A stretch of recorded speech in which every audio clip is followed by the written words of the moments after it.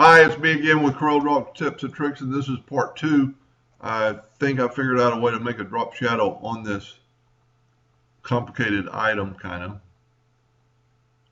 What you need to do is set your nudge distance for like 2. Control D and make a duplicate of that and nudge it up. Make that something bigger than a hairline and nudge it back. Then put it to the back of the page. You've still got it selected. And then set your nudge distance on 0.0001.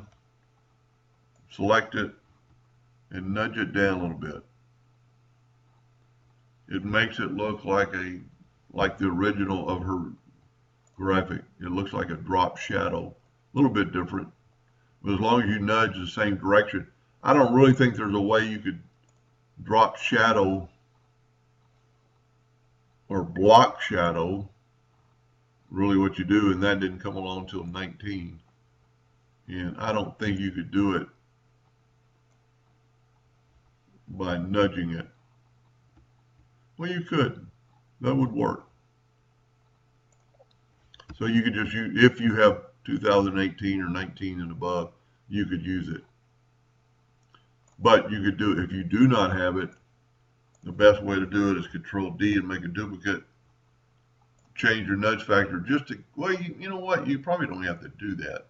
Just since you made a duplicate, make it half that inch. Put it to the back of the page.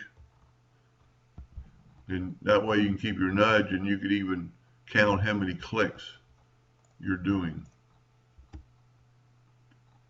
Kind of make it look, go one to the left, one to the right. Now that did mess up our E right there, or the color of our E. So you could possibly, and this would be pretty unorthodox, but you could move this up. I'd actually delete that line and move this up. And then it's on the same realm. But the E actually had a drop shadow too. So you kind of need to do the whole thing. But I think that looks pretty cool. Be a little bit work, but there's really no way, I think, to do it with the drop shadow there, pre-hand, before you start. Anyway, I hope that helped a little bit. Thank you for watching.